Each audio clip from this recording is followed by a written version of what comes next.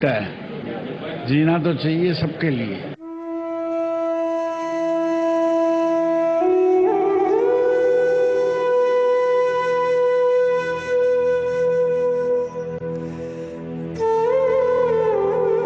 अस्सलाम वालेकुम, good morning Pakistan. जिंदगी कभी एक सी नहीं होती। जिंदगी में न जाने कितने उतार चढ़ाव आते हैं। इंसान ये सोच भी नहीं सकता कि वो जो उसके अपने प्यारे रिश्ते हैं उनके बगैर उसकी जिंदगी कितनी अधूरी हो जाए। जब ARY फैमिली पे कोई तकलीफ, कोई दुख, कोई गम आता है तो हम सब एम्प्लॉयज ऐसा फील करते हैं कि जैसे हमारी अपनी फैमिली का कोई तकलीफ है, कोई गम है। हाजी अब्दुल रज़ाक साहब सबसे बड़े भाई हैं इस फैमिली के। उन्होंने हाथ पकड़ के सबको चलना सिखाया है। उनके जाने का गम फैमिली में ही नहीं बल्कि पूरे ARY ग्रुप में है।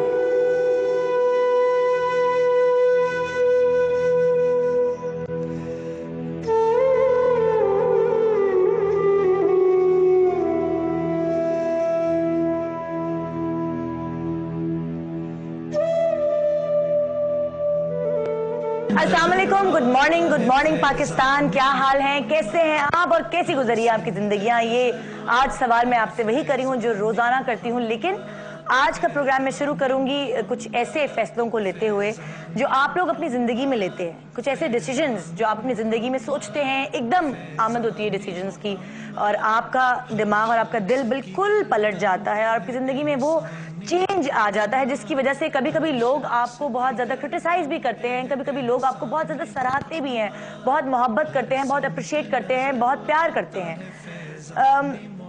इंसान का दिमाग हमेशा पजल्ड रहता है।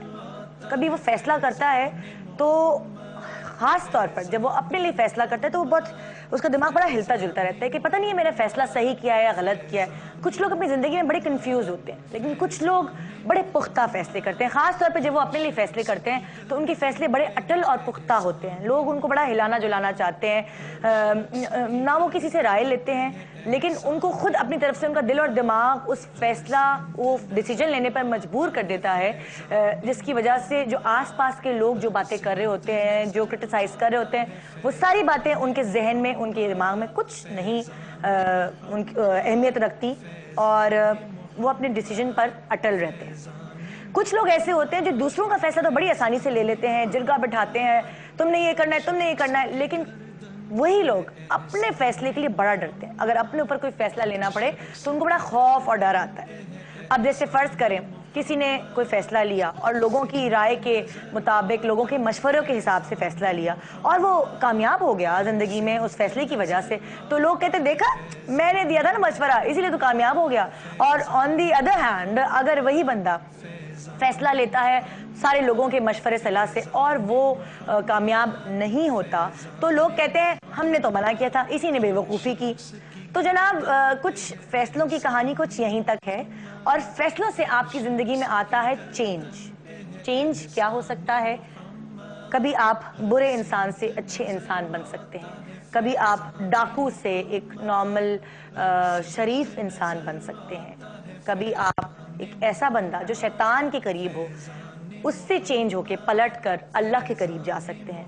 ये चेंज लाना इंसान के हाथ में होता है और इस चेंज की तरफ इंसान को एक तरह से हिदायत देना, ये हमारी किताब कुरान शरीफ से बहुत सारी हिदायतें हम ले सकते हैं। ये इंसान के ऊपर है कि हम इसकी रोशनी में कहाँ तक जाते हैं और कितना इसकी रोशनी में अपनी ज़िंदगी को बदलते हैं।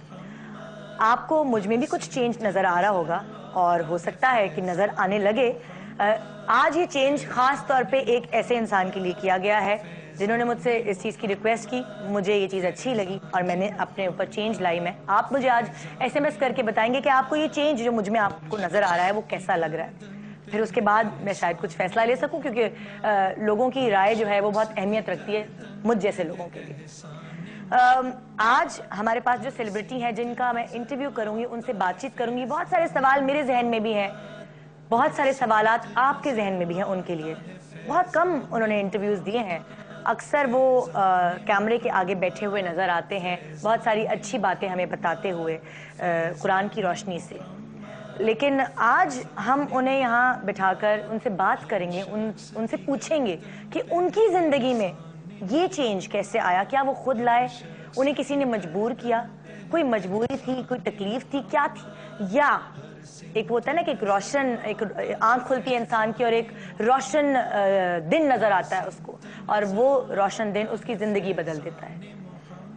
چینج میں کبھی کبھی انسان کو بہت کچھ ہاتھ سے کھو دینا پڑتا ہے, جو سب کچھ اس کے پاس ہوتا ہے چلا جاتا ہے, اور کبھی کبھی ایسا ہوتا ہے کہ اس چینج پانے کے بعد, اس اپنی زندگی کو چینج کر دینے کے بعد آپ بہت کچھ پا لیتے ہیں جو شاید آپ ظاہری آنکھ سے نہیں دیکھ سکتے, لیکن وہ اللہ جانتا ہے اور آپ جانتے ہیں کہ آپ نے کیا پایا. تو آئیے ویلکم کرتے ہیں ایک ایسی پرسنالٹی کا جب وہ اس فیلڈ میں آئے تب سے لے کر اب تک لوگوں کے دلوں پر راج کر رہے ہیں, اور لوگوں کی محبت ان کے ساتھ ویسے ہی قائم ہے جیسے وہ جب وائٹل سائن کی شکل میں آئے تھے, اور اب ایک مختلف روپ میں آپ کے سامنے ہیں. تو آئیے ویلکم کرتے ہیں آپ کے پیارے جنید جمشید. فیضان محمد ہر شخص کی گردن پہ ہے احسان محمد, ہر شخص کی گردن پہ ہے احسان محمد, ہر سمت نظر آتا ہے فیضان. السلام علیکم, کیسے ہیں آپ؟ ٹھیک ٹھاک ہے؟ بالکل ٹھیک, تھینک یو. میں نے آپ کو کسی مارننگ شو میں پہلی کبھی نہیں دیکھا. میں آیا بھی نہیں پہلے. آیا بھی نہیں نا, پہلی دفعہ آپ ادھر تشریف لائے ہیں. کیونکہ میں ہماری جنرلی جو مارننگ شوز ہماری جو اینکرز کر رہی ہیں وہ میرے جو کنڈیشنز ہوتی تھیں اس پہ آنے کو تیار نہیں ہوتی تھیں. میں تیار ہو گئی تو آپ تیار ہو گئی بالکل. اور جیسے ابھی آپ بات کر رہی تھیں, آپ پوچھئے گا اپنے فینز سے کہ آپ اب کیسی لگ رہی ہیں, ان کے اوپینین ضرور لیجئے گا. اور یہاں میں ایک بات, آپ نے میرے لیے اتنی باتیں کی, میں اللہ مجھے اس لائق بنا دے, لیکن ایک بات میں ندا آپ کے کریڈٹ میں کرنا چاہتا ہوں. اچھا. وہ یہ ہے کہ آپ نے یہ سب کچھ میرے لیے نہیں کیا. آپ کا خیال ہے کہ یہ آپ نے میرے لیے کیا, یہ آپ نے میرے لیے نہیں کیا, کیونکہ اگر میں ایز وائٹل سائنز آتا تو میں وہی جنید جمشید ہوتا. ٹھیک ہے نا جی. یہ آپ نے, کیونکہ آپ میری زندگی میں محمد صلی اللہ علیہ وسلم کی سنتیں دیکھ رہی ہیں, آپ نے ان کی رسپیکٹ میں یہ سب کچھ کیا ہے. بالکل بالکل. تو یہ بات آپ کے ایمان والے ہونے کی نشانی ہے. بہت شکریہ آپ کا.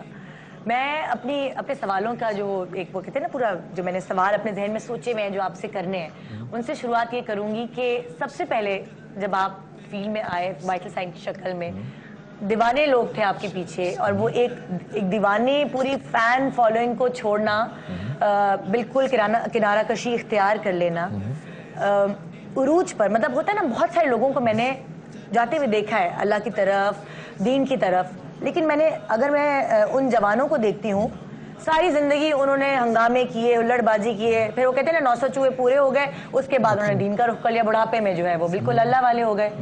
پھر میں دیکھتی ہوں ان سیلیبریٹیز کو جن کا ڈاؤن فال شروع ہو گیا, جو بہت کامیاب تھے, اس کے بعد آہستہ آہستہ ان کا ڈاؤن فال شروع ہوا تو انہوں نے پھر دین کی طرف راہ اختیار کر لی.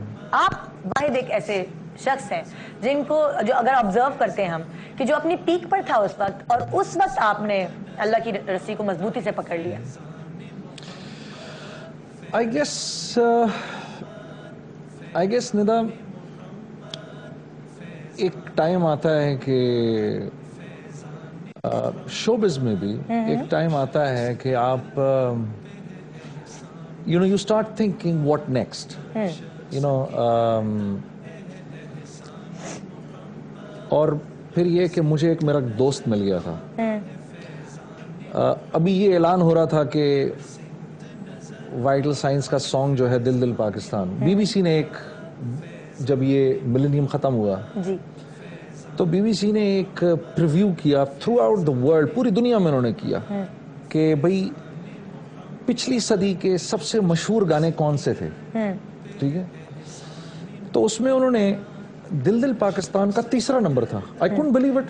اچھا, اور جو 10 گانے انہوں نے باقی جو چنے تھے, ان میں سے کسی ایک گانے کا بھی گانے والا زندہ نہیں تھا سوائے میرے, کیونکہ باقی جتنے بھی تھے نا وہ فوک سانگز تھے. اور دل دل پاکستان ایک ایسا سانگ تھا کہ تھرو آؤٹ دا ورلڈ جو پاکستانیز تھے, انہوں نے ملینز میں ووٹ دیے اس کو. دل دل پاکستان کی جو ایکچوئل جو بی بی سی نے بعد میں ریلیز کیا، انہوں نے کہا کہ جو ووٹس ہمیں آئے تھے نا وہ سب سے زیادہ آئے تھے، لیکن دل دل پاکستان کیونکہ سب اس سینچری کا سب سے لیٹسٹ سانگ تھا، وی couldn't give it number 1، حالانکہ ووٹ اس کا سب سے زیادہ پڑے تھے۔ تو انہوں نے مجھے اس وقت انہوں نے فون کیا اور فون کر کے کہا کہ ہاؤ ڈو یو فیل، تو میں نے اپنے آپ سے پوچھا کہ ہاؤ ڈو آئی فیل، تو اندر اتنی ہالونیس تھی، اتنی ایمٹینس تھی، آپ کو وہ خوشی والا ایلیمنٹ نہیں کہیں سمجھ نہیں آتا تھا مجھے کہ میں اتنا سب کچھ ملنے کے بعد میں خوش کیوں نہیں ہو رہا۔ 92 میں ہم نے ویمبلی ارینا کے اندر امیتابھ بچن، عامر خان، سلمان خان اور بہت سی ایکٹریسز تھیں، جوہی چاولہ وغیرہ، ان کے ساتھ ایک کانسرٹ کیا۔ تو اس میں ایک روم تھا جو کہ ایک بہت بڑا سویٹ تھا، اس سویٹ کے اوپر لکھا ہوا تھا امیتابھ بچن، اس کے قریب وائٹل سائنس کا چھوٹا سا کمرہ، سلمان خان کا چھوٹا سا کمرہ، عامر خان کا چھوٹا سا کمرہ، اور چھوٹے چھوٹے کمرے تھے۔ تو وہ جو اپنا کیا کہتے ہیں اسٹیج ڈائریکٹر تھا، وہ ہمارے پاس آیا کہ بھائی آپ کو سب کو امیتابھ بچن نے بلایا۔ تو ہم جب گئے نا اس کے کمرے کو انٹر کیا تو ایسے لگا کہ جیسے کسی محل میں آ گئے، ایسے میرے دل میں۔ اور آپ کی ان سے کیا بات ہوئی وہ ہم سنیں گے بریک کے بعد۔ اگر آپ بھی سننا چاہتے ہیں جنید جمشید کی ذرا ایسی باتیں جو شاید آپ نے نہیں سنی ہو، کیونکہ انٹرویوز نہیں دیتے یہ، تو آج وہ باتیں سننے کے لیے آپ کو دیکھنا پڑے گا۔ گڈ مارننگ پاکستان، ہمارے ساتھ رہیے، تھوڑی دیر میں حاضر ہوں گے۔ عبدالرزاق یعقوب ARY گروپ کے بانی، ایک کامیاب بزنس مین اور سماجی شخصیت، 7 مئی 1944 کو ہندوستان کے شہر سورت میں پیدا ہوئے۔ والدین کے ساتھ ہجرت کر کے کراچی آئے اور یہیں سکونت اختیار کی۔ 1969 میں کاروبار کی غرض سے دبئی کا رخ کیا اور کاروبار کا آغاز محض ایک کرسی اور میز سے کیا۔ اپنی ذہانت اور خون پسینے بہا کر کامیاب منزل کی راہ ہموار کی۔ 1972 میں ARY گروپ قائم کیا اور خاندانی کاروبار کو پروان چڑھانے کے لیے بھرپور جد و جہد کی۔ حاجی یعقوب ایک سادہ اور خدا ترس انسان تھے۔ انسانیت کی خدمت سے انہیں پیار تھا۔ تعلیم کے فروغ کے لیے ضرورت مند طلبہ کو اسکالرشپ دینا، لوگوں کی مالی امداد کرنا، غرض لوگوں کے کام آنا ان کا شیوا تھا۔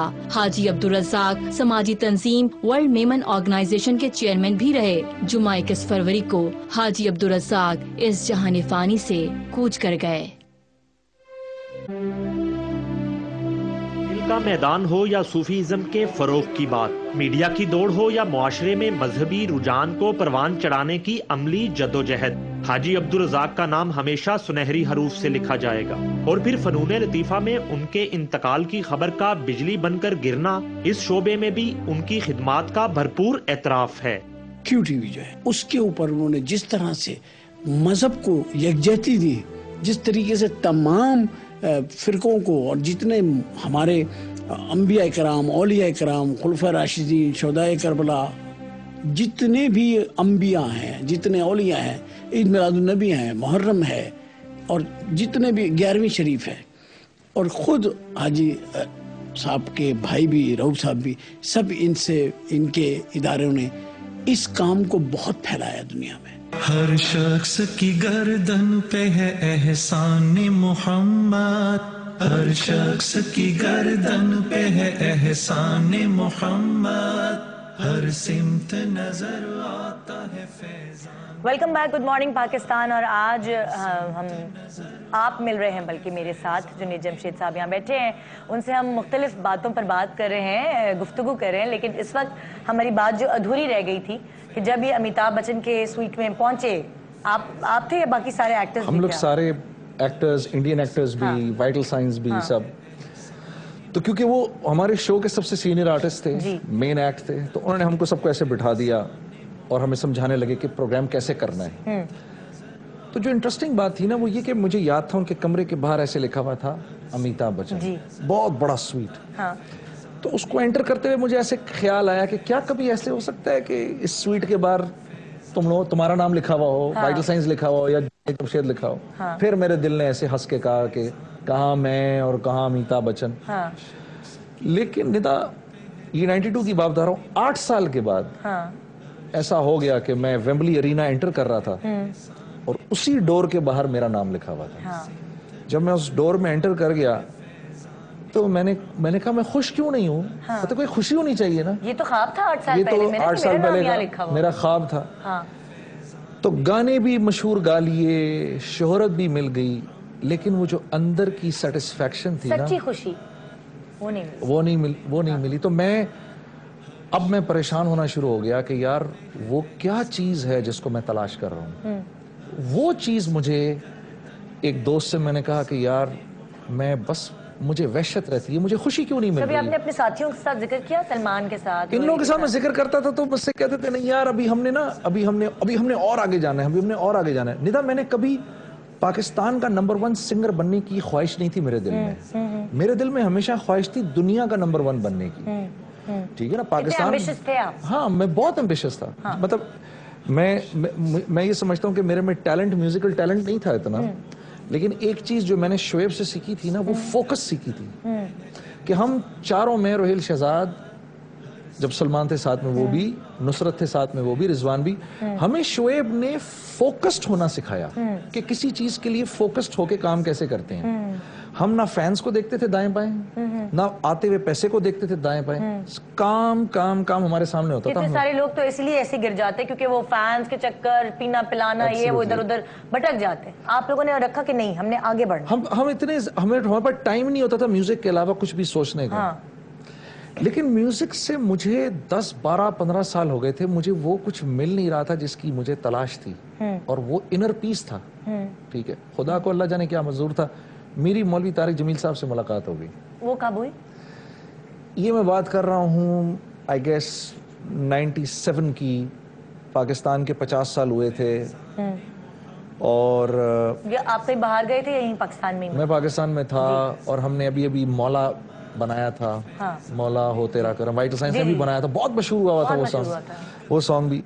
اچھا وہ سانگ بنایا ہم نے, مولا تیرا کرم, وہ اچھا, اور وہ بھی ایک اندر سے ایک فیلنگ تھی کہ یا اللہ کچھ تو کر, اندر سے کچھ کر. مجھے تو نے سب کچھ دے دیا ہے, لیکن تو نے مجھے وہ کیوں نہیں دیا جو میں ڈھونڈ رہا ہوں.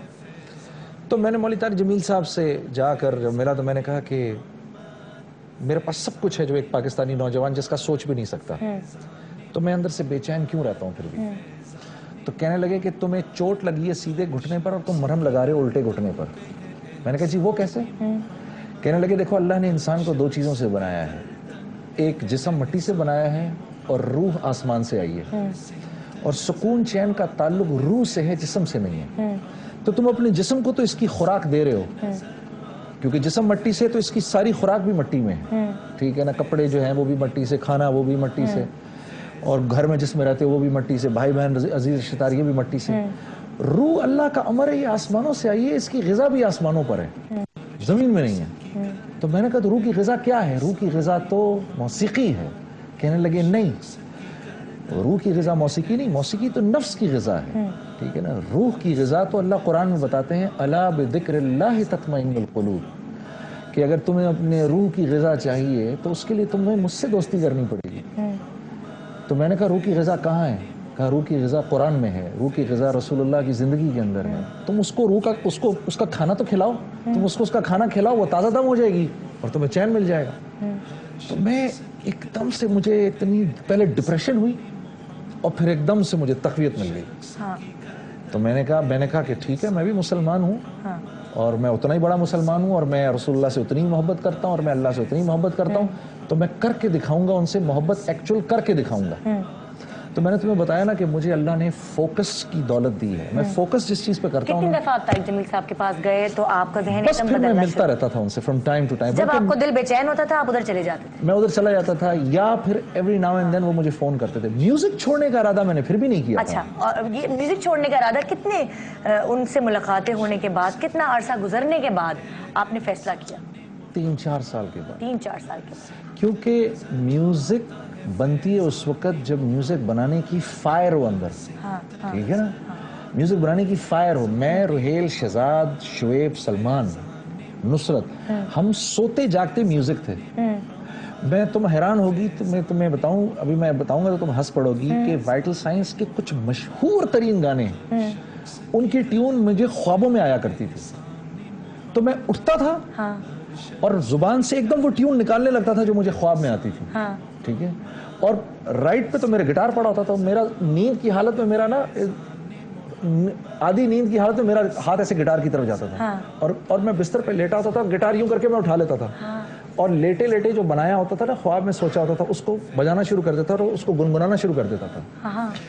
اور ایسی کئی ٹیونیں, میں ان کا نام لوں گا تو تم ہنس پڑو گی, لیکن میں وہ تمہیں بتاؤں گا نہیں اس وقت. جیسے اگر آپ یاد دلائیں کون سی ٹیون آپ کو یاد ہے اب تک؟ شاید مجھے بھی یاد نہیں ہے اتنی اچھی طرح, میں زور دوں گا تو مجھے یاد آ جائے گی. لیکن تم سوچو نا, ایٹ سلیپ ڈرنک ہم میوزک کرتے تھے, تبھی تو پھر ایسی میوزک بنائی ہم نے, جو ڈفرنٹ تھی بالکل. ٹھیک ہے نا. لیکن وہ فائر ختم ہو گئی اندر سے میرے نا وہ. اور میں کوشش کرتا تھا, جیسے میں تمہیں ایک مثال دوں کہ میں جب پہلی دفعہ 40 دن کے لیے نکلا ہوا تھا ڈھونڈنے کے لیے کہ میں کیا ہوں, ٹھیک ہے نا, جیسے کہتے ہیں نا جنگلوں کی خاک چھاننے کے لیے, ٹھیک ہے نا, جب میں گیا ہوا تھا اس کے بعد واپس آیا تو میں اسٹیج پہ کھڑا ہوا تھا. اب میں میوزک کرنا چاہ رہا تھا اور میں کانسرٹ کرنا چاہ رہا تھا, اور میرے آگے 10,000 لوگ بیٹھ کھڑے ہوئے تھے, ٹھیک ہے نا. یہ تو پاکستان کے بڑے زبردست دن تھے, ٹھیک ہے نا. ہمارے کانسرٹس پہ 10,000 15,000. Karachi was like the most happening city in the whole world, not just Pakistan.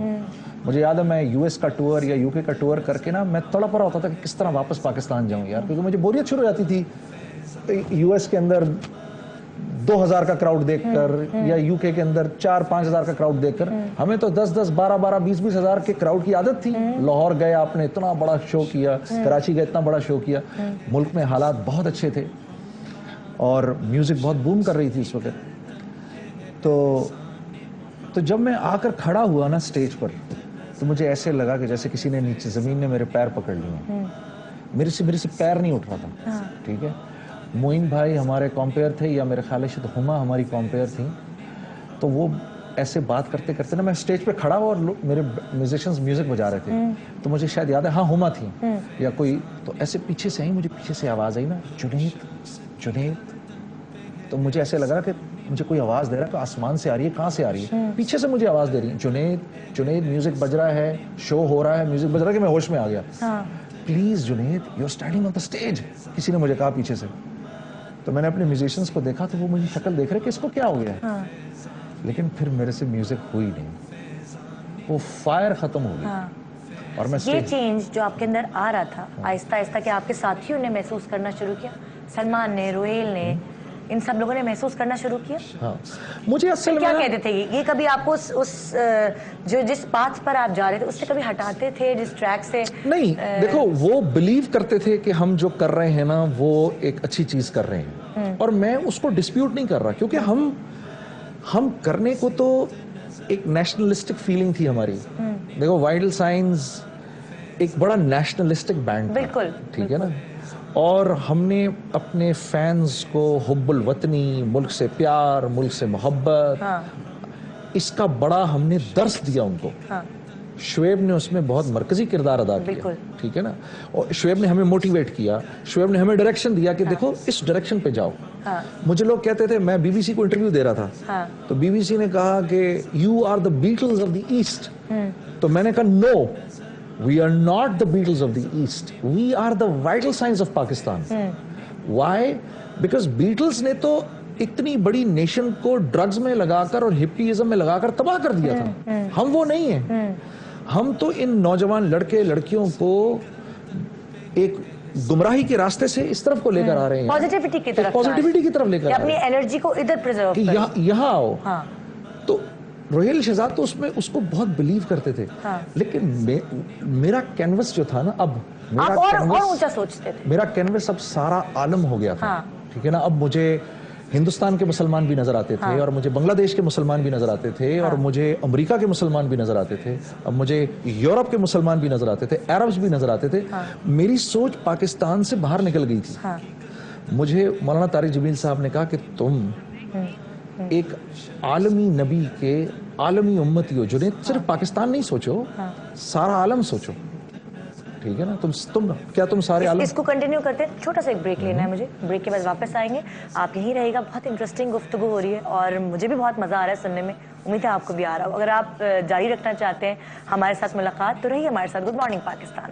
Faizan Muhammad Faizan Muhammad. ARY group کے بانی حاجی عبدالرزاق یعقوب ایک عظیم اور غریب پرور انسان تھے. انسانیت کے لیے ان کی خدمات کو کبھی فراموش نہیں کیا جا سکے گا. سماجی خدمات کے حوالے سے بھی وہ بے پناہ مقبول تھے. سماجی رہنماؤں نے حاجی عبدالرزاق کی وفات پر اظہار افسوس کرتے ہوئے اسے سماجی حلقوں کا ایک عظیم نقصان قرار دیا. معروف سماجی کارکن عبدالستار ایدی نے کہا کہ حاجی عبدالرزاق نے ہمیشہ انسانیت کی خدمت کی ہے. ان کی خدمات کو ہمیشہ یاد رکھا جائے گا. رجاق سیٹ ایسے بہت نیک اور بزرگ تھے اور اچھے بندے تھے. میرے تو بہت تجربے کے بندے تھے اور میرا ایک ہاتھ ٹوٹ گیا, ایک ہاتھ رہ گیا. رجاق اللہ ان کو جنت نصیب کرے اور ان کو ہمیشہ میں سکون سے زندگی میں اللہ جنت میں جگہ دے. سماجی کارکن اور چھیپا فاؤنڈیشن کے سربراہ محمد رمضان چھیپا نے حاجی عبدالرزاق کے انتقال پر گہرے دکھ اور رنج کا اظہار کرتے ہوئے کہا کہ ان کے جانے سے سماجی دنیا کا ایک باب بند ہو گیا ہے. دل کا میدان ہو یا صوفیزم کے فروغ کی بات، میڈیا کی دوڑ ہو یا معاشرے میں مذہبی رجحان کو پروان چڑھانے کی عملی جدوجہد، حاجی عبدالرزاق کا نام ہمیشہ سنہری حروف سے لکھا جائے گا. اور پھر فنون لطیفہ میں ان کے انتقال کی خبر کا بجلی بن کر گرنا، اس شعبے میں بھی ان کی خدمات کا بھرپور اعتراف ہے. QTV جو ہے اس کے اوپر انہوں نے جس طرح سے مذہب کو یکجہتی دی، جس طریقے سے تمام فرقوں کو اور جتنے ہمارے انبیاء کرام، اولیاء کرام، خلفاء راشدین، شہداء کربلا، جتنے بھی انبیاء ہیں، جتنے اولیاء ہیں، عید میلاد النبی ہیں، محرم ہے، اور جتنے بھی 11ویں شریف ہے، اور خود حاجی صاحب کے بھائی بھی، رؤوف صاحب بھی، سب ان کے اداروں نے اس کام کو بہت پھیلایا دنیا میں. ہر سمت نظر آتا ہے فیضان محمد، ہر سمت نظر آتا ہے Faizan Muhammad Faizan Muhammad. Welcome back. Good morning Pakistan. ایک بڑی ضروری بات جو میں آپ کو بتانا بھول گئی کہ یہاں جنید جمشید صاحب اس لیے بھی تشریف لائے ہیں کیونکہ ہم انہیں ویلکم کرنا چاہ رہے ہیں ARY نیٹ ورک پہ، اور آپ کو بہت بہت ویلکم کریں گے. ہمارے فیملی میں آپ شامل ہوئے ہیں. ARY ایک فیملی ہے. ARY ڈیجیٹل، QTV اور ذوق اور ہمارے جتنے چینلز نیوز، اور آپ اس میں مجھے بڑی خوشی ہے. it's an honor for me, it's a pleasure for me, اور انشاءاللہ اپنی سی پوری کوشش ہوگی کہ جو بھی آپ لوگوں سے اور جو اپنے بڑوں سے سیکھا ہے اس کا فائدہ ہمارے ویورز کو ہو سکے. اور آپ نے مجھے اپنے پروگرام پہ بلایا، مجھے بہت آپ کا شکریہ. آپ میرے پروگرام پہ آئے، یہ میں آپ کا شکریہ کروں گی. اور ابھی پروگرام ختم تھوڑی ہو رہا ہے جو شکریہ ہم ایک دوسرے کو کرنا شروع ہو گئے. اچھا، جب آپ نے بالکل اپنی زندگی میں ایک چینج لانا شروع کیا تو میں نے آپ سے سوال کیا تھا کہ آپ کے دوست جو آپ کے کلیگس تھے ان کا کیا رد عمل تھا اس پر، کہ انہوں نے کیا کہا.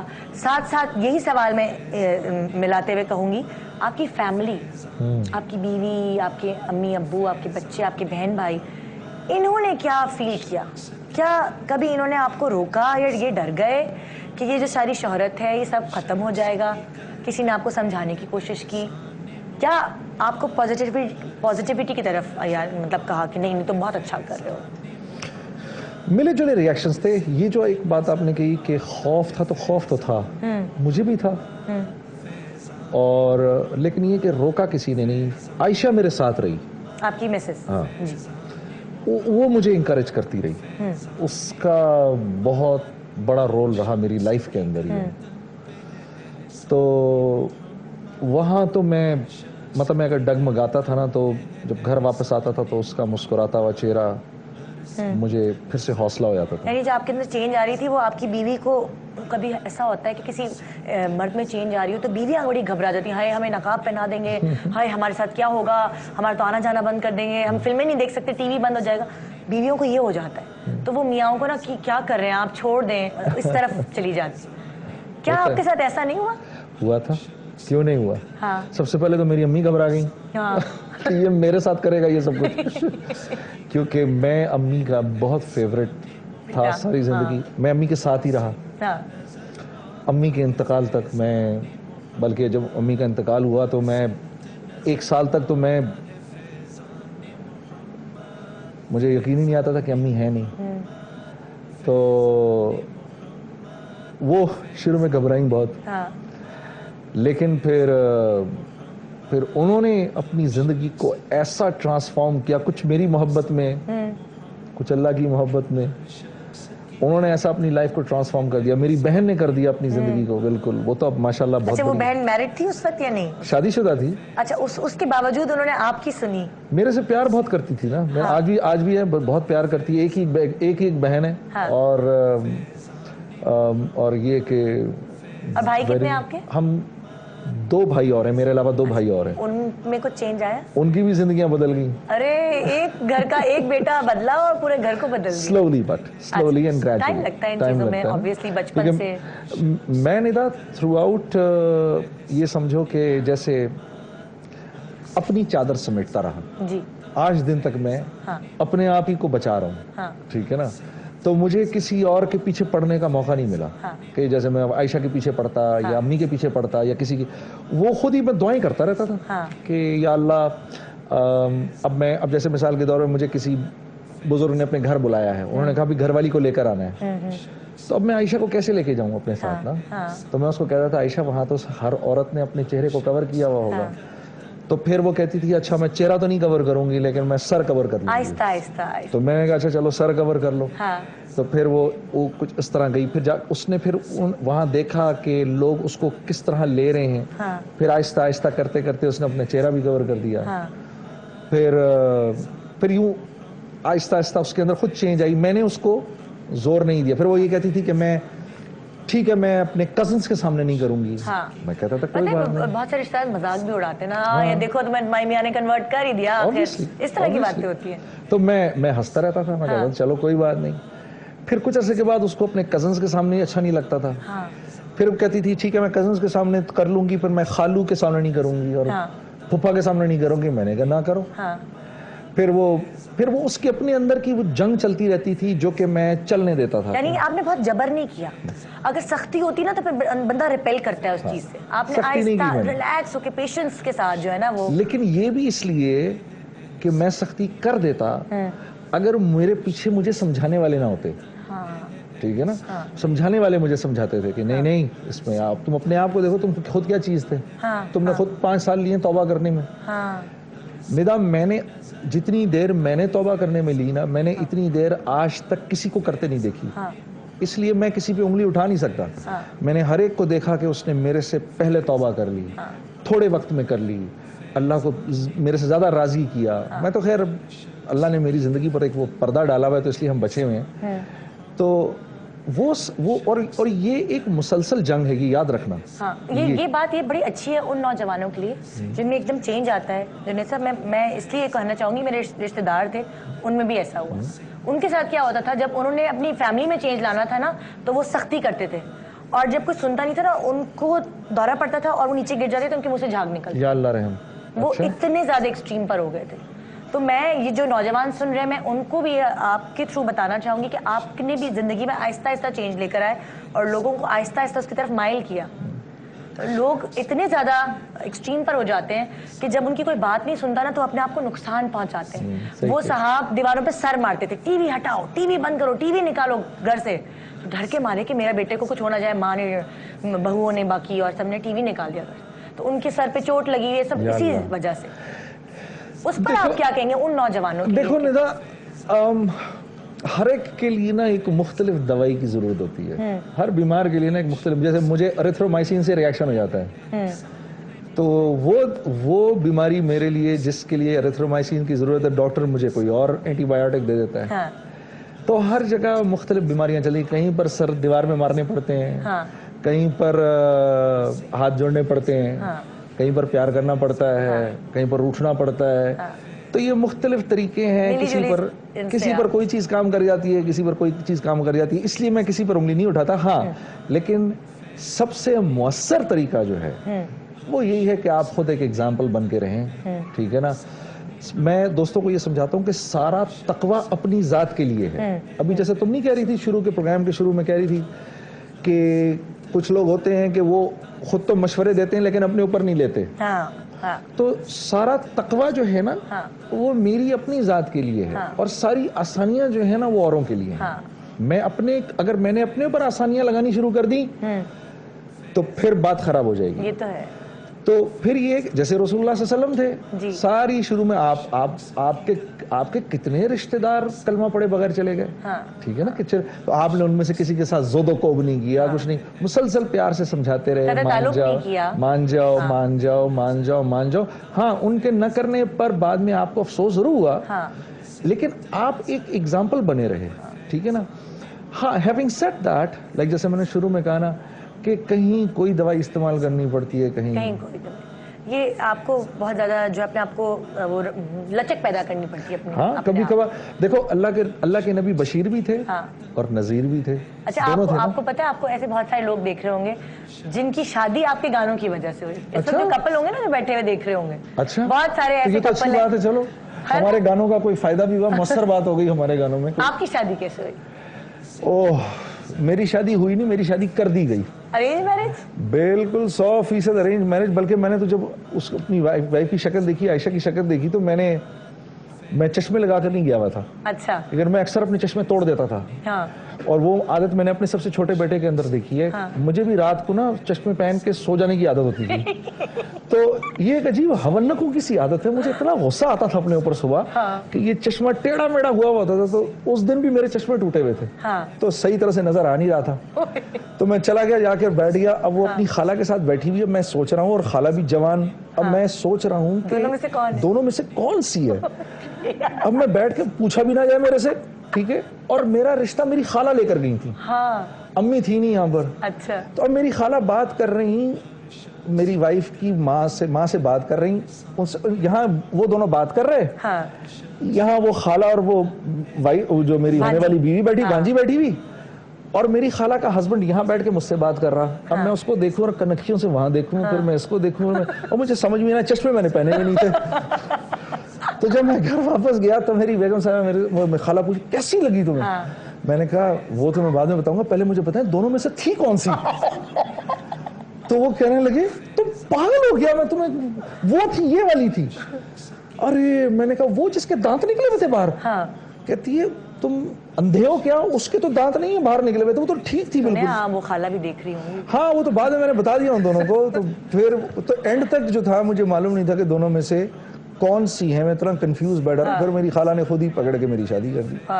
اچھا, اماں ابا کو ڈر تو نہیں تھا کہ بچہ بگڑ جائے گا تو جلدی سے شادی کر دو پکڑ کے؟ یہ ڈر تھا, ہے نا, یہ تھا. کیونکہ دیکھو میرے والد صاحب تھے ایئر فورس میں, وہ ایک فائٹر پائلٹ تھے بیچارے, سیدھے سادے سے, ٹھیک ہے, 65-71 کے وہ وار ہیرو تھے. تو وہ اب تو ان کو ریٹائر ہوئے 20 سال ہو گئے, لیکن وہ ان کی افسری ابھی بھی ہے ان کے اندر. اچھا, ٹھیک ہے نا, ڈومینیشن اور پورے افسر ہیں ابھی بھی, ٹھیک ہے نا, ابھی بھی ایئر فورس کے پائلٹ ہیں وہ.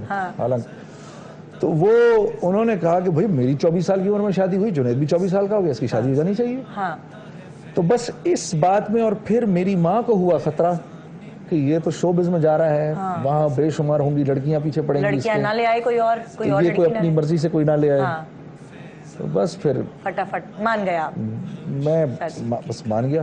ماشاءاللہ آپ کے 4 بچے, 3 بیٹے 1 بیٹی. بالکل ماشاءاللہ جی. کیسے فادر ہے, سختی کرتے ہیں, دوست ہے؟ دوست نہیں ہوں. دوست نہیں ہوں, باپ ہوں. باپ ہے. ہاں, اور باپ میں کبھی کبھی کوئی تھوڑا سا دوستی کا ایلیمنٹ چاہیے ہوتا ہے لڑکوں کے لیے خاص طور پہ. بالکل تھوڑا سا, بس تھوڑا سا, ٹھیک ہے نا, بس اتنا ہے.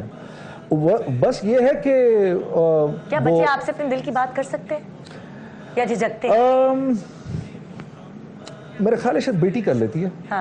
بیٹی کر لیتی ہے. لڑکے ایک, میں نے لڑکوں کو اسی طرح پالا ہے جس طرح میرے باپ نے مجھے پالا. ٹھیک ہے نا. آپ اپنے ابو کے دوست نہیں تھے؟ میں اپنے ابا کا دوست نہیں تھا. میں اور وہ باپ اور بیٹے تھے. تھوڑا ایک روپ تھا, بہت روپ تھا میرے باپ کا. اور میں آج دن تک جب بھی اپنے باپ کے چہرے کو دیکھتا ہوں, میں اللہ کا لاکھ لاکھ شکر کرتا ہوں کہ میرے باپ نے مجھے اس طرح پالا. ٹھیک ہے نا, کہ میں اپنے باپ, آج بھی آپ جناب نظر نیچے کر کے تمیز سے بیٹھنا. 3-4 ٹپس دیں ذرا تاکہ لوگوں کو بھی سمجھ آئے کہ بچوں کو کیسے. میں یہ کبھی کبھار دوستوں کو سمجھاتا ہوں, میں یہ سمجھاتا ہوں, مردوں کو میں یہ سمجھاتا ہوں کہ یار تم لوگ بیٹوں کو باپ بن کے پالو. ان کو اس وقت ایک باپ کی ضرورت ہے جب وہ بڑے ہو رہے ہیں. دوست تو وہ تمہارے آٹومیٹکلی بن جائیں گے. 20-22 سال کا وہ ہو جائے گا, تم اس پر ہاتھ تھوڑی اٹھا سکتے ہو اس کے بعد, ٹھیک ہے نا. تم اس کو ڈانٹتے ہوئے بھی 10 دفعہ سوچو گے کہ یار میں, ٹھیک ہے. تو ابھی کر لو اس کی تربیت, تاکہ جب وہ 20-22 سال کا ہو جائے تو تمہاری آنکھوں کی ٹھنڈک بن جائے, ٹھیک ہے نا. ابھی تم اس سے لگاؤ گے دوستی, تو اگر خدا نہ کرے اس کو, وہ تمہیں فور گرانٹیڈ لے گا, کیونکہ پھر اگر خدا نہ کرے اس کو کوئی بری عادت پڑے گی, وہ ڈرے گا کسی سے بھی نہیں, ٹھیک ہے نا. اس کے دل میں کوئی ڈر تو ہوگا نہیں, کوئی خوف ہوگا نہیں, عزت ہوگی نہیں کسی کی. دوست کے ساتھ تو آدمی سب کچھ کر لیتا ہے. کل کو اگر اس نے خدا نہ کرے تمہارے سامنے سگریٹ پیا, یا اس نے تمہارے سامنے کوئی اور بات کی, تمہیں نہیں اچھا لگے گا, پھر تم اس سے افسوس کرو گے. بیٹیوں کے ساتھ کیسے رویہ رکھنا چاہیے باپ؟ بیٹیوں کے ساتھ میں سمجھتا ہوں باپ کو والہانہ پیار کرنا چاہیے, کیونکہ ایک ازل سے جب سے یہ معاملہ شروع ہوا ہے تو بیٹیوں کے بارے میں یہ کہا جاتا ہے کہ بیٹیاں جو ہیں, بیٹوں کو فوقیت دی جاتی ہے. وہ مرغی کی ٹانگ بیٹوں کے لیے, وہ حصہ ہے نا, مرغی کی 2 ٹانگیں تو وہ بیٹوں کے لیے. لیکن جو میرا پہلا بیٹا ہوا, میری خواہش تھی بیٹی ہو جائے, ٹھیک ہے نا. کیونکہ میں نے اپنے باپ کو اپنی بہن کو بہت پیار کرتے دیکھا, ٹھیک ہے نا. ہم تینوں بھائیوں میں سب سے زیادہ فوقیت منیزہ کو ملتی تھی, بہن کو ملتی تھی. اچھا, آپ کے بھی 3 بھائی اور 1 بہن؟ ہاں, 3 بھائی, بیٹے بھی 3 اور بیٹی بھی. جس جگہ پہ منیزہ ہے اسی جگہ پہ زہرا ہے آج. آپ کی بیٹی 2 بیٹے, پھر بیٹی, پھر بیٹا, تو اسی طرح ہم بھی تھے. تو ہمارے باپ نے ساری زندگی ہماری بہن کو فوقیت دی, ٹھیک ہے نا. اور وہ خیر وہ انٹیلیجنٹ بھی بہت تھی, ذہین بھی بہت تھی, پڑھائی میں بھی بہت تیز تھی وہ. تو ایگزیکٹلی وہی کاپی زہرا ہے اس وقت, ٹھیک ہے نا. تینوں سے زیادہ انٹیلیجنٹ ہے, تیز بھی ہے, اسمارٹ بھی ہے. تو باپ کو پیار ضرور دینا چاہیے, کیونکہ پلک جھپکتے کے اندر لڑکی جوان ہو جاتی ہے اور وہ کسی اور کی ہو جاتی ہے, ٹھیک ہے نا. تو پہلا بیٹا ہوا تب بھی میں چاہتا تھا بیٹی ہو جائے, پھر دوسرا ہو گیا, میں تب چاہتا تھا بیٹی ہو جائے. تیسرے کے لیے پھر میں نے بہت دعائیں کی, ہم نے بہت دعائیں کی, پھر اللہ نے ہمیں بیٹی دی. اور یہ کہ جب بیٹی کا ریلیشن کیسا ہے آپ کے ساتھ؟ میرے ساتھ اس کا ریلیشن شپ بہت ہی اچھا ہے. ایسا تو نہیں ہوتا گھر میں آپ آتے ہیں تو سناٹا ہو جاتا ہے کچھ نہیں؟ دور تک نہیں, کیونکہ میں گھر میں رہتا ہی کم ہوں. میرے تو ویسے ہی سفر رہتے ہیں بہت زیادہ, ٹھیک ہے نا. تبلیغی دورے رہتے ہیں, اور پھر یہ ہے کہ کبھی اگر کاروبار کے لیے میں ذرا کم نکلتا ہوں, لیکن یہ ہے کہ دعوت کی لائن سے بہت زیادہ نکلنا ہوتا ہے. تو میں تو ہر وقت ہی ترس رہا ہوتا ہوں گھر آنے کے لیے, ٹھیک ہے نا, اور بچوں سے ملنے کے لیے. تو جب بیٹی ہوتی ہے نا تو ایک فرشتہ آتا ہے اور اس کو اپنی گود میں اٹھاتا ہے اور کہتا ہے کہ تو بھی کمزور, جس نے تجھے جنا وہ بھی کمزور, یعنی تیری ماں, اور جس نے تم دونوں کی کفالت کی اللہ اس کے ساتھ ہو جائے گا. تو یہ کس قدر بڑی بات ہے, ٹھیک ہے نا. تو میری تو خیر بہت ہی زیادہ اچھی ریلیشن شپ ہے اپنی بیٹی سے, بہت زیادہ پیار ہے, اور میں سمجھتا ہوں کرنا چاہیے.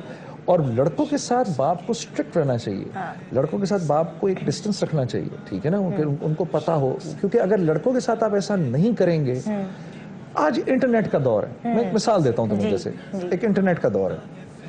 گھر کے اندر اگر اللہ اور رسول کی بات نہیں ہوتی, پہلے ہمارے وقتوں میں کیا ہوتا تھا, زیادہ سے زیادہ ٹیلی فون اٹھا کے ٹیلی فون کی تار کاٹ دی, گھر میں ٹیلی فون نہیں ہے تو اب باہر کی دنیا سے کٹ گئے. اب تو اسمارٹ فون آ گیا ہے, ٹھیک ہے نا. اب وہ اسمارٹ فون آپ کی بیٹی نے لے جا کر اگر باتھ روم میں چھپا دیا کہیں, ٹھیک ہے, آپ دنیا کے سارے فون کاٹ دیں, باتھ روم میں تو نہیں جا سکتے نا آپ اس کے ساتھ, ٹھیک ہے نا. لاک کر کے وہ ساری دنیا سے جڑ گئی, ٹھیک ہے نا. تو اب اگر وہ لڑکی فطرتاً نیک نہیں ہے تو پھر اس کی تربیت کیسے ہوگی, ٹھیک ہے. اس لیے ماں اور باپ کو دونوں کو ایک ایگزامپل بننا ضروری ہے اس کے لیے, ٹھیک ہے نا. ماں اور باپ کو دونوں کو ایگزامپل بننا ضروری ہے اس کے لیے. کبھی کبھار لوگ لے کر آتے ہیں ہمارے پاس, بیٹیاں لے کر آتے ہیں, جی ہماری بیٹی ہماری بات نہیں سنتی. اب یو کے میں ہوا ایک دفعہ, ہم بیٹھے ہوئے تھے تو ایک خاتون لے کر آئیں, ان کے اپنے جسم پر بھی تھوڑے کپڑے, اور ماں سیر تو بیٹی سوا سیر, ٹھیک ہے. اب وہ آ کر تو ہمارے ایک ساتھی کو کہہ رہی, وہ جیسی مسجد میں پتہ نہیں کیسے داخل ہو گئی, کیا ہوا, وہ جیسی داخل ہوئی ہم سب ایسے ہو گئے, نظریں نیچے ہو گئی ہماری سب کی شرم کے مارے, یوں کر کے ہو گئے ہم سارے. اب بیٹی لے کر آئی تھی, اب وہ اپنی بیٹی کو لے کر آئی ہے, اور آ کر کہہ رہی ہے جی میری بیٹی کو سمجھائے مجھ سے بدتمیزی کرتی ہے. تو وہ میرا ایک دوست بیٹھا ہوا تھا, وہ ذرا اس کو مذاق کرنے کی عادت, اس نے کہا میڈم یہ جو آپ کا والا پیکج ہے نا, اس میں بیٹی بدتمیزی کرتی ہے ماں کے ساتھ, ذرا اپنا پیکج بدلیں. وہ دوسرا پیکج ہے جس کے اندر بیٹی جو ہے نا وہ ماں کی عزت کرتی ہے. تو ماں اور باپ کو ایک ایگزامپل بننا ضروری ہے, ٹھیک ہے نا. میرے باپ فلائر تھے تو میں ساری زندگی فلائر بننا چاہتا تھا, ٹھیک ہے نا. کیونکہ آپ ان کو فالو آئیڈیلائز کرتے ہیں, پیرنٹس کو بچے آئیڈیلائز کر رہے ہوتے ہیں کہ اچھا ہم نے ان کے جیسا بننا ہے. ہم بریک پہ جا رہے ہیں اور یہ بڑی ضروری گفتگو ہو رہی ہے, ایک پریکٹیکل گفتگو ہے. اگر ہم اس کو پریکٹیکلی لیں اور مذہب کو پریکٹیکلی اپنی زندگی میں شامل کریں, صرف پڑھنے کی حد تک یا نماز پڑھنا, ہمارا مذہب بہت پریکٹیکل لاجیکل مذہب ہے, اس کو اگر اس طرح فالو کریں تو کیا ہی بات ہے, زندگی خود بخود سنور جائے گی. بریک کے بعد ہمارے ساتھ رہی. گڈ مارننگ پاکستان تھوڑی سی دیر میں حاضر ہوتے ہیں. گردن پہ ہے احسان محمد. پوری دنیا میں سب سے زیادہ دیکھا جانے والا یہ چینل ہے ARY, اور میں سمجھتا ہوں کہ ایسے انسان بہت کم پیدا ہوتے ہیں اس دنیا میں. اللہ تعالیٰ ان کو جنت میں جگہ دے, اور مجھے بہت زیادہ افسوس ہے. ان کی بہت خدمات ہیں پاکستان کے لیے, ملک اور قوم کے لیے. ایک بڑا نام تھا, انسان بہت بڑے تھے. ہزاروں دکھی اور مستحق افراد کے مسیحا حاجی عبدالرزاق ہم میں نہیں رہے, مگر ان کی بے کسوں, لاچاروں اور ملک و قوم کے لیے خدمات ہمیشہ یاد رکھی جائیں گی. کیمرہ مین سید مہتاب کے ساتھ نعیم حنیف, ARY نیوز, لاہور. کہ اپنے لیے تو ہر آدمی جیتا ہے, جینا تو چاہیے سب کے لیے. دل کا میدان ہو یا صوفیزم کے فروغ کی بات, میڈیا کی دوڑ ہو یا معاشرے میں مذہبی رجحان کو پروان چڑھانے کی عملی جدوجہد, حاجی عبدالرزاق کا نام ہمیشہ سنہری حروف سے لکھا جائے گا. اور پھر فنون لطیفہ میں ان کے انتقال کی خبر کا بجلی بن کر گرنا, اس شعبے میں بھی ان کی خدمات کا بھرپور اعتراف ہے.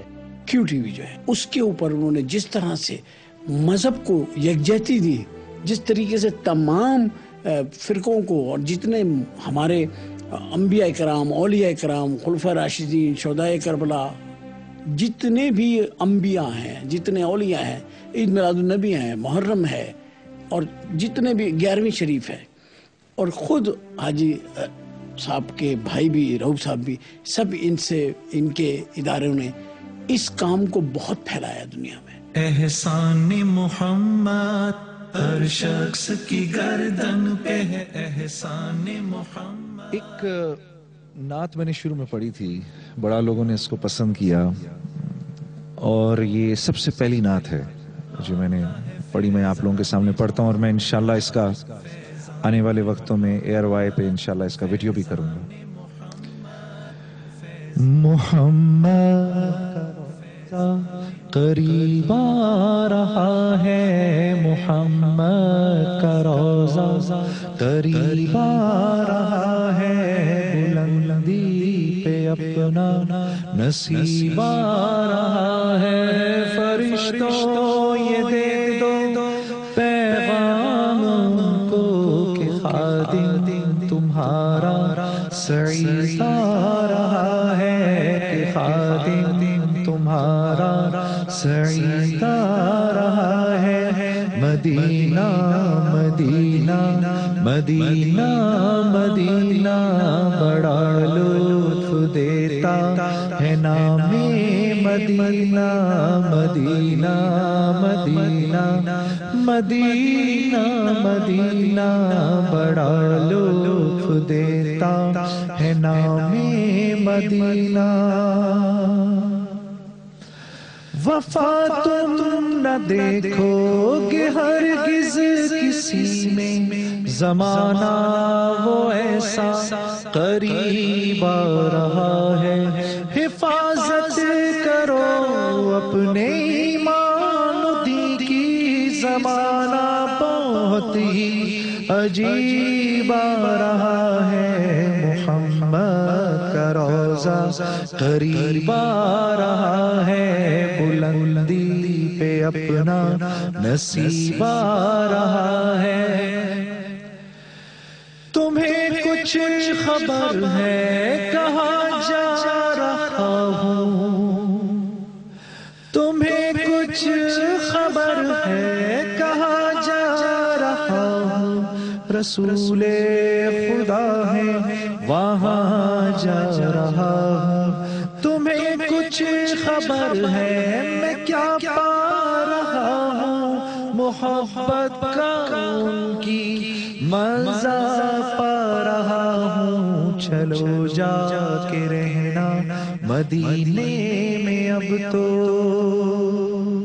چلو جا کے رہنا مدینے میں، اب تو قیامت کا منظر قریب آ رہا ہے۔ فرشتوں یہ دے دو پیغام ان کو کہ خادم تمہارا سعید آ رہا ہے، کہ خادم تمہارا سعید آ رہا ہے، محمد کا روضہ قریب آ رہا ہے۔ سبحان اللہ، سبحان اللہ۔ ایک سوال جو میں آپ سے کرنا چاہ رہی تھی، آج کل دیکھیں بہت زیادہ ریشو بڑھ گیا ہے، اسپیشلی پہلے سننے میں آتا تھا ویسٹ میں بہت ڈیورسز کا ریٹ ہے، لیکن پاکستان میں بھی اب اتنی ڈیورسز ہو رہی ہیں، میاں بیوی کے جھگڑے لڑائیاں بہت سننے میں آتی ہیں۔ آپ کو کیا لگتا ہے کیا وجوہات ہے؟ خواتین کی کیا غلطی ہے، مرد حضرات کی کیا غلطی ہے جو یہ ایک دم بڑھتا چلا جا رہا ہے؟ ایکسٹرا میرٹل افیئرز بہت بڑھ گئے ہیں۔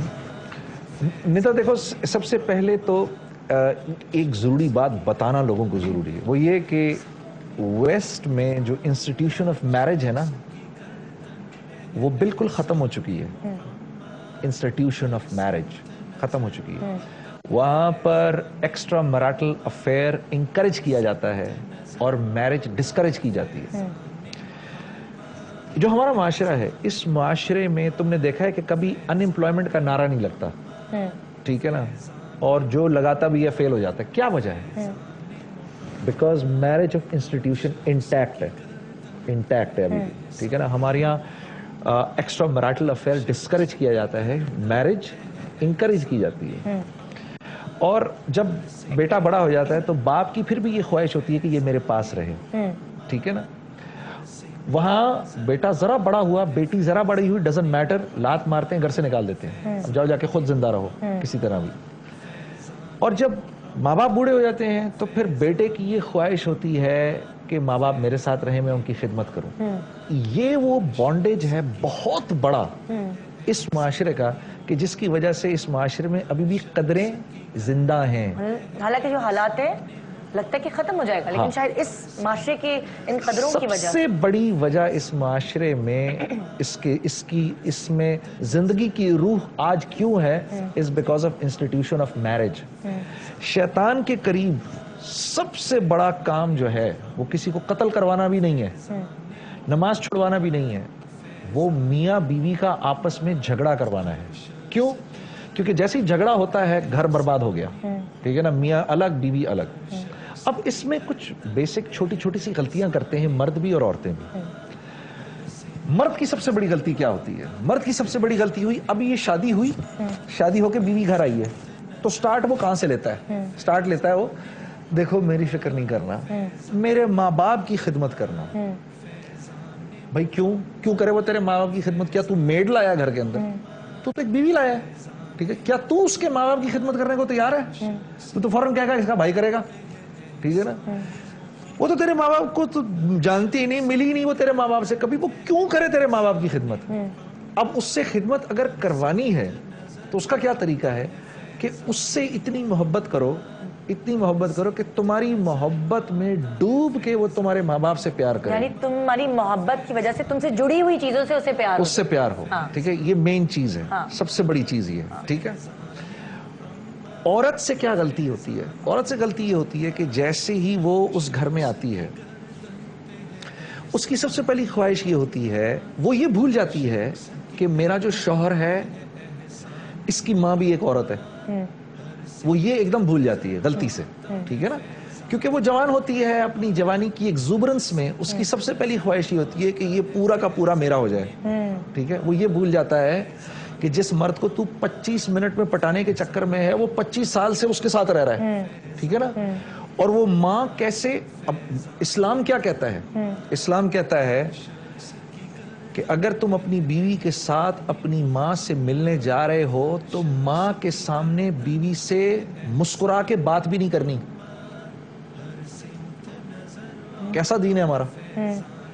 ماں کے سامنے بیوی سے سیریس رہنا ہے، ٹھیک ہے، زیادہ باتیں تو نے کرنی ہے اور بیوی کو سمجھانا ہے کہ زیادہ تر ٹائم اس نے چپ رہنا ہے جب میں ماں سے ملوں۔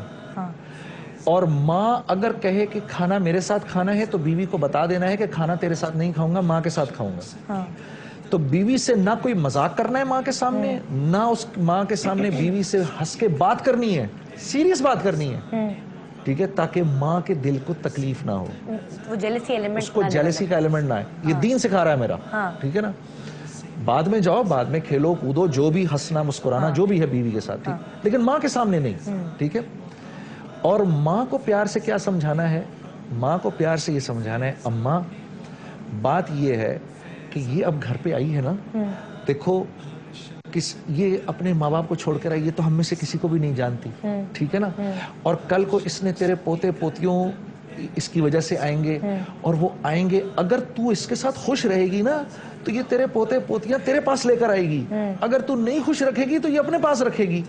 تو ماں کے اس میں آئے گا، کیونکہ ماں اپنے پوتے اور پوتیوں کو ملنے کے لیے بے چین ہوتی ہے، اصل سے سود زیادہ. ہاں، یہ میرا دین سکھا رہا ہے مجھے. تو شوہر نے یہ پارٹ پلے کرنا ہوتا ہے، ویری امپورٹنٹ بیچ کے اندر، ٹھیک ہے نا. میرے گھر میں بھی ہوتا تھا، ٹھیک ہے نا، بہت ہوتی تھی کھینچا دانی، ٹھیک ہے. میری امی تو ایک بہت ڈومیننٹ عورت تھی، ٹھیک ہے نا، اور وائف اتنی نہیں تھی شروع کے اندر، ٹھیک ہے، یا میرا خیال تھا نہیں ہے، ٹھیک ہے. تو ہر وقت ان دونوں کی کھینچا تانی چلی رہتی تھی. تو میرے ابا جو ہے نا وہ ہنستے رہتے تھے، ٹھیک ہے نا، اور مجھے بتاتے رہتے، بیٹا ان کے معاملات میں نہ پڑنا، ان کے معاملات میں نہ کرنے دو ان کو جو یہ کر رہے ہیں، ٹھیک ہے نا، خبردار جو تو نے ان میں سے کسی کی سائیڈ لی. میری امی مجھے بولتی تھی جب کہ تیری بیوی یہ میں بھی سن کے ہنستا رہتا تھا. جب میری بیوی بولتی تھی کہ یہ، تو میں یہاں سے بھی سن کے ہنستا رہتا تھا. آخر کے اندر کچھ دنوں بعد ان کو پتہ چل گیا کہ یہ تو بیکار ہے نا، یہ تو بیچ میں پڑے گا ہی نہیں. تو پھر ان لوگوں نے دونوں نے اپنے میٹرز کو سالو کر لیا.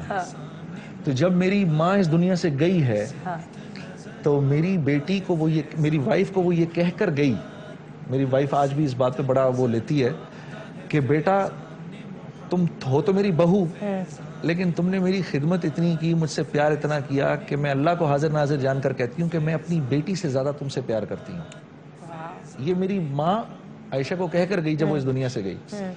تو وہ یہ ایک امپورٹنٹ پارٹ ہے جو شوہر کو پلے کرنا پڑتا ہے کہ یہ میں میڈ نہیں لایا گھر میں، میں ایک بیوی لایا ہوں جس کا اتنا ہی بڑا پارٹ ہے اس کے اندر، ٹھیک ہے نا.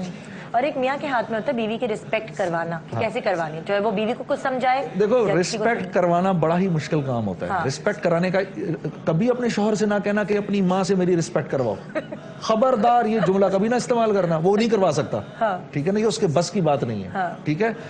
اس لیے آپ نے اپنے شوہر یہ شوہر کا کام ہے کہ بیچ میں نہ پڑے، کسی کا فیور نہ کرے، کسی کا فیور نہیں کرے. فیور نہیں کرے تو پھر آپ ایک وقت آئے گا کہ آپ نے اس کی ماں کے ساتھ لڑنا ہے بیٹھ کے، ٹھیک ہے نا، یا اس کی ماں نے آپ کے ساتھ لڑنا ہے. یہ لڑائی 2 3 4 5 دنوں کے بعد خود ٹھنڈی پڑ جاتی ہے. آپ کو بھی سمجھ میں آ جائے گی کہ یہ میری سائڈ نہیں لے گا، ان کو بھی سمجھ میں آ جائے گی کہ یہ میری سائڈ نہیں لے گا. تو آپس میں اچھا پھر ایک ذرا مشکل کام بھی کرنا پڑتا ہے.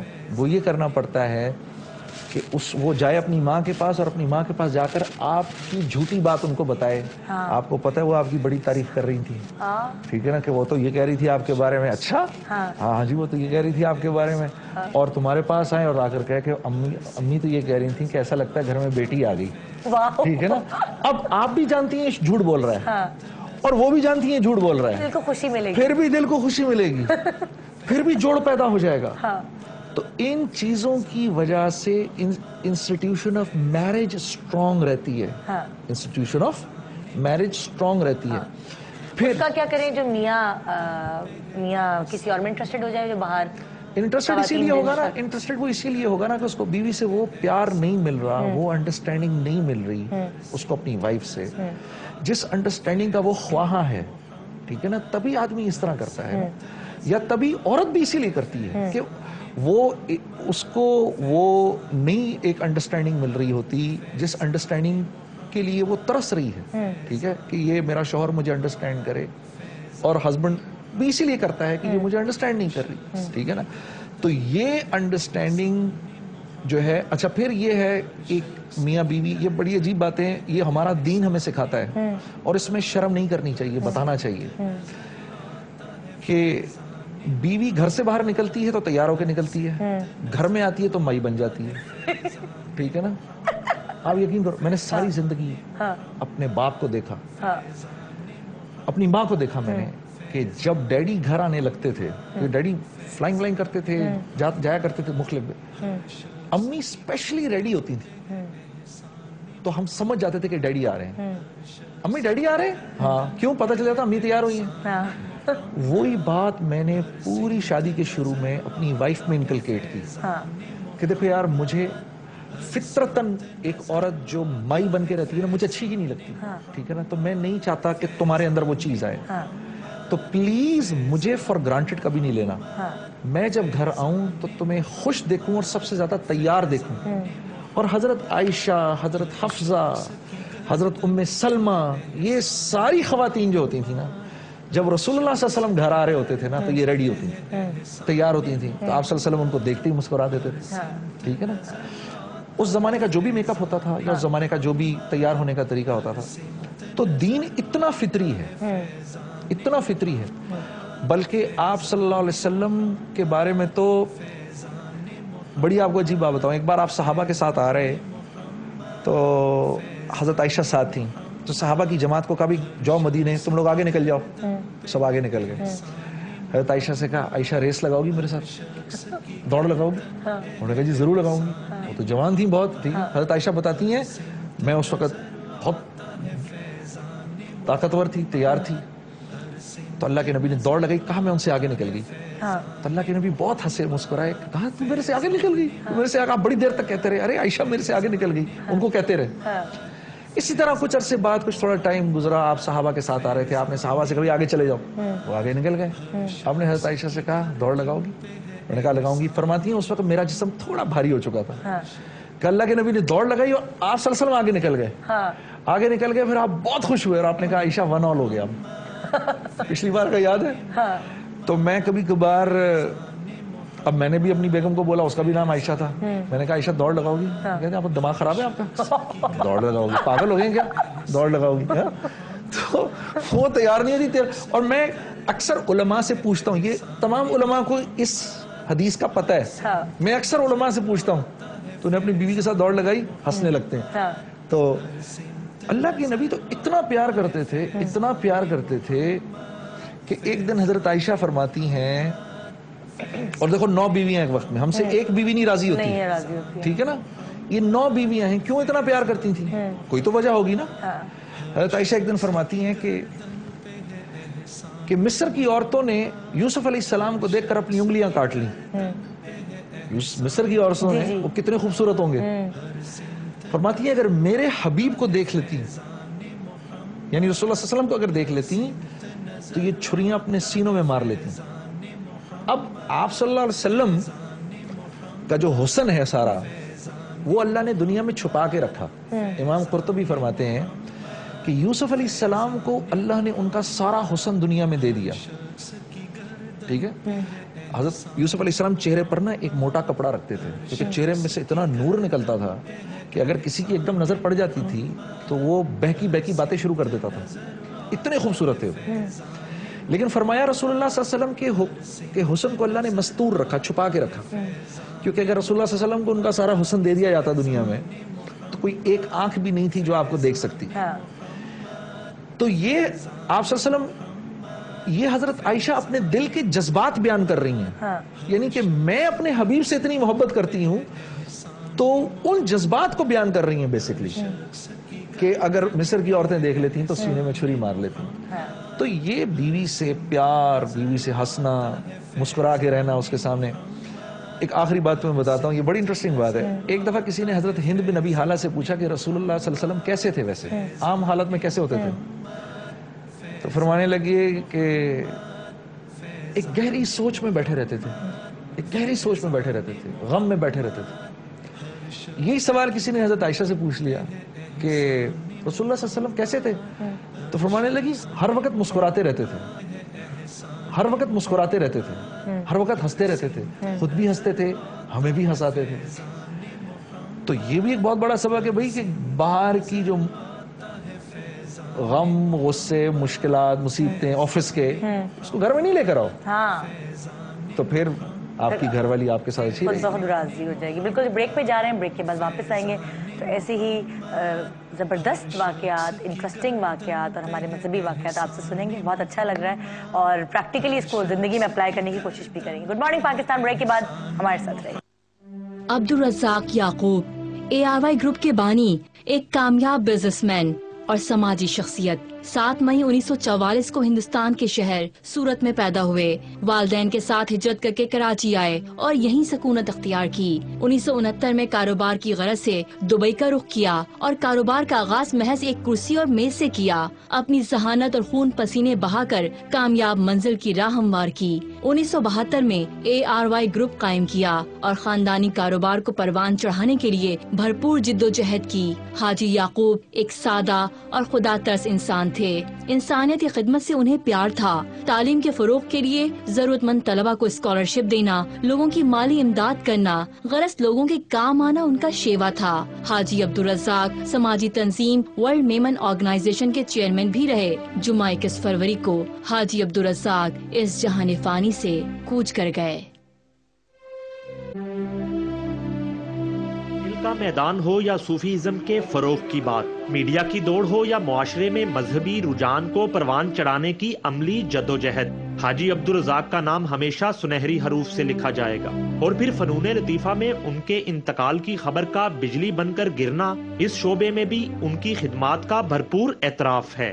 QTV جو ہے اس کے اوپر انہوں نے جس طرح سے مذہب کو یکجہتی دی، جس طریقے سے تمام فرقوں کو اور جتنے ہمارے انبیاء کرام، اولیاء کرام، خلفاء راشدین، شہداء کربلا، جتنے بھی انبیاء ہیں، جتنے اولیاء ہیں، عید میلاد النبی ہیں، محرم ہے، اور جتنے بھی 11ویں شریف ہے، اور خود حاجی صاحب کے بھائی بھی، رؤوف صاحب بھی، سب ان کے اداروں نے اس کام کو بہت پھیلایا دنیا میں. فیضان محمد، فیضان محمد، فیضان محمد، ہر شخص کی گردن پہ ہے احسان. Welcome back. Good morning Pakistan.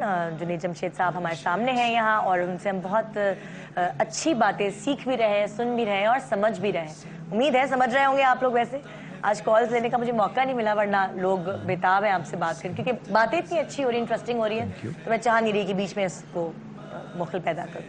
اچھا، آپ سے میں یہ پوچھنا چاہی تھی، کچھ مرد حضرات بہت زیادہ روب بیویوں پر رکھتے ہیں. کھانے میں نمک تیز ہو گیا تو ٹیبل الٹ دی. مسلمان مرد، میں مسلمان مردوں کی ہی بات کر رہی ہوں. کھانے میں نمک تیز ہوا، ٹیبل الٹ دی.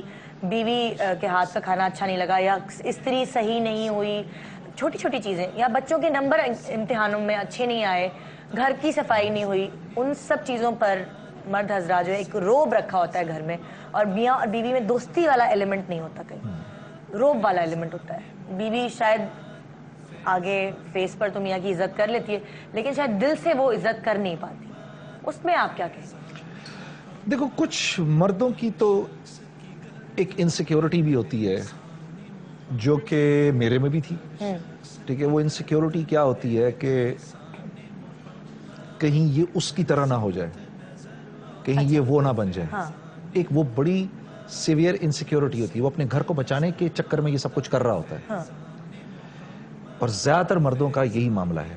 وہ ٹرسٹ کیوں نہیں کرتے اپنی بیویوں؟ نہیں، ٹرسٹ کا ایلیمنٹ تو ہے، ٹرسٹ تو وہ کر رہے ہیں، ٹرسٹ کر رہے ہیں تبھی تو شادی کی ہے. نہیں، لیکن پھر ان کو ایک ڈر ہوتا ہے نا کہ یہ اس کی طرح نہ ہو. ایک انسیکیورٹی ہے. دیکھو، ایک میری بات یاد رکھنا، میں اگر اس بات کو ٹرسٹ کروں کہ میرے اوپر پانی گرے گا اور میں گیلا نہیں ہوں گا، کیا اس بات کو میں ٹرسٹ کر سکتا ہوں؟ پانی گرے گا تو گیلا تو ہوں گا میں. ٹھیک ہے نا.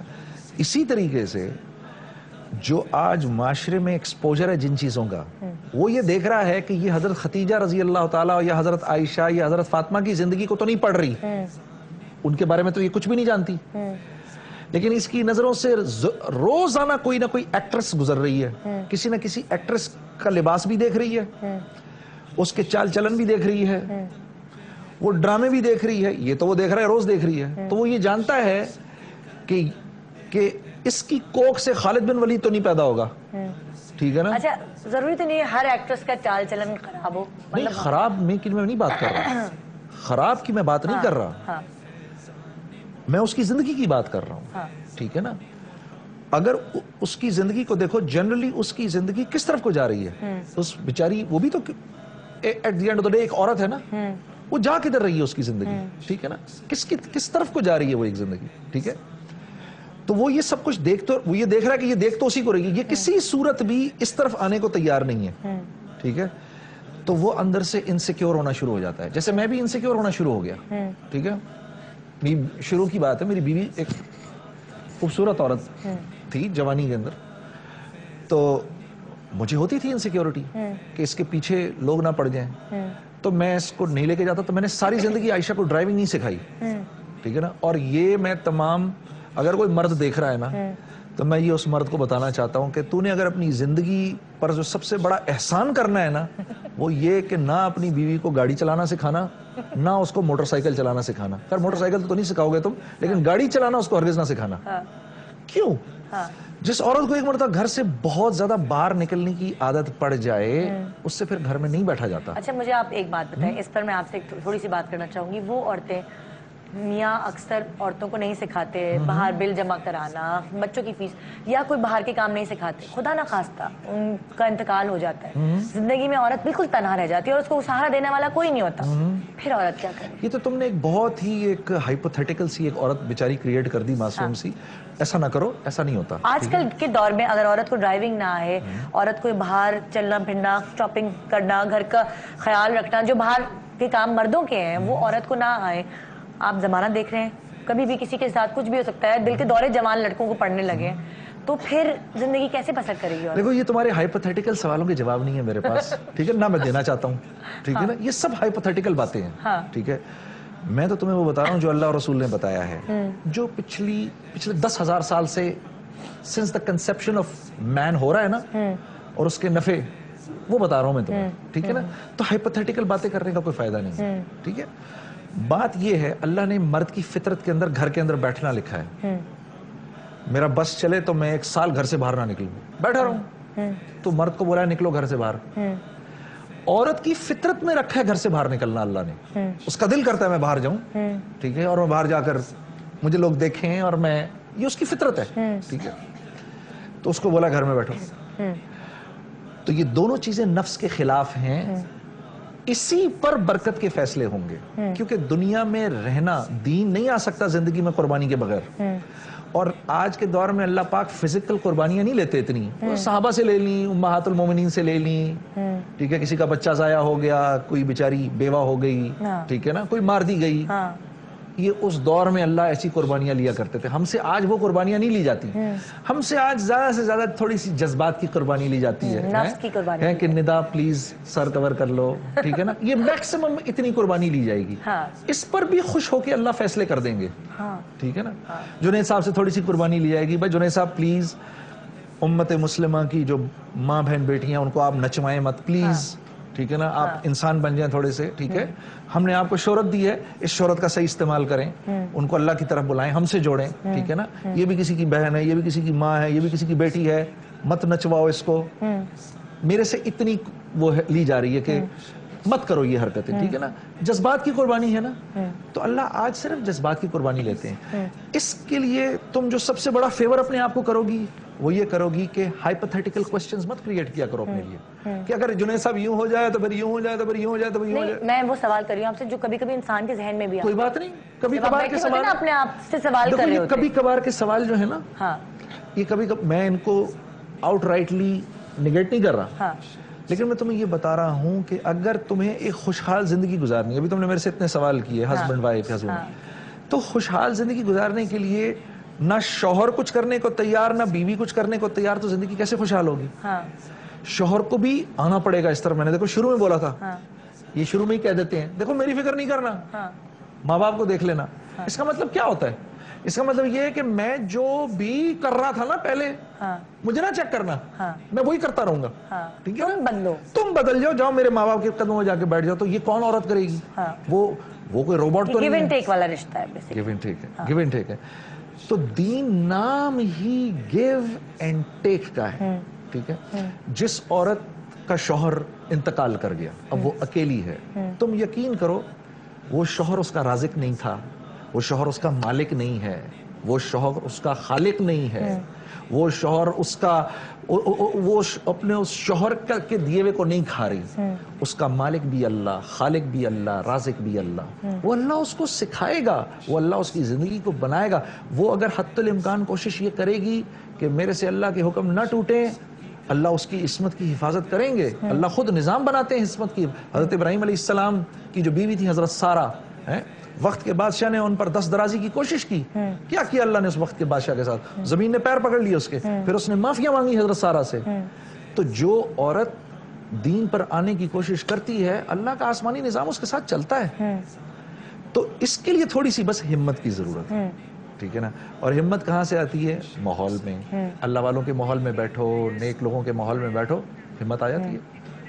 اچھا، آپ نے اپنی زندگی جب تبدیل کی تو آپ کے اندر جو ایک اچھا چینج آیا جو آپ کو فیل ہوتا ہے آپ کی رویوں میں، وہ کیا ہے سب سے بڑا چینج جو آپ کے آس پاس کے لوگ بھی کہتے ہیں؟ اور ایک برائی جو آپ کو لگتا ہے وہ پہلے والی زندگی میں؟ برائیاں تھوڑی زیادہ ہیں، جھگڑالو ہوں، جلد باز ہوں، اور کم عقل بھی ہوں، کمزور بھی ہوں. 1 ڈگری ٹیمپریچر بڑھتا ہے بیمار پڑ جاتا ہوں، 1 ڈگری ٹیمپریچر نیچے جاتا ہے تو ذرا سے بیمار ہوتے ہیں، اللہ ہی مجھے کیا ہو گیا، لو بلڈ پریشر ہو جاتا ہے. اور اسی طرح سے کم علم ہے لیکن باتیں زیادہ کرنے کی کوشش کرتا ہوں. تو یہ ساری چیزیں تو کمیاں تو ساری ہیں. جہاں تک آپ کی اچھائی کا تعلق ہے وہ یہ ہے کہ اپنے آپ کو اچھا انسان بنانے کی کوشش کر رہا ہوں، آج بھی کر رہا ہوں. اور میں نے سمجھتا ہوں کہ میں نے جو اپنے آپ کو سب سے بڑا فیور کیا وہ یہ کیا کہ میں نے اپنے ارد گرد دوست ایسے بنا لیے جو کہ مجھے ہر وقت چیک کرتے رہتے ہیں. کبھی کبھار مسجد جانے میں کمی آ جاتی ہے، کوئی نہ کوئی دوست پکڑ لیتے ہیں. سعید انور میرا دوست ہے بہت اچھا، ٹھیک ہے نا، ہمارا کرکٹ پلیئر جو تھے، سعید بہت اچھا دوست ہے، وہ چیک کر لے گا. اسی طرح اور بھی بہت سارے دوست ہیں ایسے، ٹھیک ہے. کبھی اس میں کمی آتی ہے وہ آ کے لے جاتے ہیں آپ کو. کبھی اللہ کے راستے میں نکلنے میں، ابھی میں آپ سے بات کر رہا ہوں یہاں سے میں سیدھا جماعت میں جاؤں گا، ٹھیک ہے نا، 3 دن کے لیے، فرائیڈے سیٹرڈے سنڈے میں ادھر لگاؤں گا. میں نہیں جا رہا تھا، 10-12 لڑکے آ گئے گھر پہ، نہیں آپ کو جانا ہے جنید بھائی. میں نے کہا یار پہلے مجھے ARY جانا ہے، پھر میں ARY سے وہاں تمہارے پاس آؤں گا. تو اپنے ارد گرد دوست ایسے بنا لیے جو آپ کو پکڑ پکڑ کے لے جاتے ہیں. یعنی آپ کو اچھی راہ دکھانے میں اور بری راہ کی طرف آپ کی کمپنی بڑی امپورٹنٹ رول پلے کرتی ہے. دوست آپ ایسے، آج میں پھر دوست وہی بنا لوں گا تو 4 دن کے بعد آپ پھر مجھے سٹیج پہ دیکھیں گے، اللہ رحم کرے. ماحول ڈیپینڈ کرتا ہے، ماحول بہت ڈیپینڈ کرتا ہے. بچپن کیسا تھا آپ کا؟ بچپن بے انتہا شرارتی. میں اور میرا بھائی 13 ماہ کا فرق تھا ہم دونوں میں. اچھا. ہم اتنے شرارتی تھے. میں نے بولا میرا ابا فوجی تھا، تو ہم نے اپنے ابا سے مار بھی بہت کھائی ہے. اچھا. بہت مار کھائی، بہت بڑے ریکٹ ٹوٹے ہم دونوں پر، بڑے ہینگر ٹیڑے ہوئے ہم دونوں کے اوپر، ورنہ ہم نے سیدھا ہی نہیں ہونا تھا. جب آپ وہ زمانہ ہوتا ہے نا لڑکے جب شرارتی ہوتے ہیں، لڑکیوں کو چھیڑنا، ہوٹنگ کرنا، سیٹیاں بجانا، اس وقت آپ کا کیا رد عمل؟ وہ سب کچھ میری زندگی میں آیا نہیں. وہ کیونکہ ایک تو میں نے بولا نا میں اپنے باپ سے بھی ڈرتا تھا، اور میوزک کی طرف دھیان لگ گیا نا اس عمر میں آپ کا. میری ماں بھی سخت عورت تھی بہت. اچھا. امی بھی بڑی اسٹرکٹ عورت تھی، ٹھیک ہے. میری ماں باپ کی سختی کیا لگتا ہے آپ کو؟ اچھی ہے بچوں کے لیے ماں باپ کی سختی؟ اللہ کے نبی کا ارشاد ہے کہ باپ کی مار اولاد کے لیے ایسے ہے جیسے کھیت کے لیے پانی. جی آج تو آپ لوگ ویسٹ میں جا کے ویسٹ کی باتیں کر کے آپ نے تو ماں باپ کا رو بھی ختم کر دیا اولاد کے اوپر سے، ٹھیک ہے نا. اولاد اتنی ہی بدتمیز، میں نے کئی ماں بیٹیوں کو ماں سے ایسی بدتمیزی کرتے دیکھا ہے کہ میرے اپنے آنسو نکل آئے. کئی بیٹوں کو میں نے باپ کے ساتھ ایسی بدتمیزی کرتے دیکھا ہے کہ میں خود کانپ گیا کہ خدا نہ کرے، اللہ نہ کرے میرا بیٹا ایسا نہ نکل آئے، ٹھیک ہے نا. تو خیر وہ میرے ماں باپ سخت تھے بہت. میرے باپ نے مجھے شروع میں ایک بات بتائی، اس نے کہا بیٹا زندگی میں 3 کام ہیں کرنے کے تمہاری عمر میں، ایک پڑھائی، ایک گیمز اور ایک عیاشی. ان میں سے کوئی 2 چوز کر لو. ایک ساتھ 3 نہیں چل سکتے، کوئی 2 چوز کر لو. یا پڑھائی اور عیاشی چوز کر لو، یا پڑھائی اور گیمز چوز کر لو، یا گیمز اور عیاشی چوز کر لو. ان میں سے کوئی 2 کر سکتے ہو تم. تو میں سوچ میں پڑ گیا. میں فزیکلی بڑا فٹ ہوا کرتا تھا، تو میں پڑھائی اور گیمز پکڑ لی. تو وہ لڑکیوں والا ایلیمنٹ کبھی زندگی کے اندر آیا ہی نہیں, کہ مطلب وہ اس طرح یاشی کا ایلیمنٹ آیا ہی نہیں. کرتے کرتے میں ایک دم میوزک میں آ گیا. پھر میوزک کو میں نے پروفیشن بنا لیا. جب میوزک میں آپ آ گئے تب جو فین فالوئنگ تھی, لڑکیاں خود, آپ کا قصور نہیں ہوتا تھا لیکن لڑکیاں خود, جیسے ہم نے ڈرامہ بھی دیکھا تھا آپ کا سارا, وہ سب کچھ مجھے یاد ہے. تو اس وقت آپ نے کیسے, مطلب ہوتا ہے نا کچھ لڑکیاں تو سوسائڈ کرنے کو تیار ہو جاتی ہیں, ہم کاٹ لیں گے اپنی نسیں کاٹ لیں گے. کیا یہ نہیں ہو سکتا کہ میری زندگی کے کچھ حصوں کو ہم ڈسکس نہ کریں؟ چلیں یہ نہیں کرتے آپ, اگر آپ کو نہیں پسند تو نہیں کرتے. ہم بریک پہ چلے جاتے ہیں اور پھر بریک پہ پہلے میں ڈسکس کروں گی, یہ کروں یا نہ کروں, پھر آگے بات کریں گے. تو ہمارے ساتھ رہیے. Good morning Pakistan. بریک کے بعد جنید جمشید ہمارے ساتھ. ARY گروپ کی عملی جدوجہد. حاجی عبدالرزاق کا نام ہمیشہ سنہری حروف سے لکھا جائے گا, اور پھر فنون لطیفہ میں ان کے انتقال کی خبر کا بجلی بن کر گرنا اس شعبے میں بھی ان کی خدمات کا بھرپور اعتراف ہے. QTV جو ہے اس کے اوپر انہوں نے جس طرح سے مذہب کو یکجہتی دی, جس طریقے سے تمام فرقوں کو اور جتنے ہمارے انبیاء کرام, اولیاء کرام, خلفاء راشدین, شہدائے کربلا, جتنے بھی انبیاء ہیں, جتنے اولیاء ہیں, عید میلاد النبی ہیں, محرم ہے, اور جتنے بھی 11ویں شریف ہے, اور خود حاجی صاحب کے بھائی بھی, رؤوف صاحب بھی, سب ان کے اداروں نے اس کام کو بہت پھیلایا دنیا میں. ہر سمت نظر آتا ہے فیضان محمد.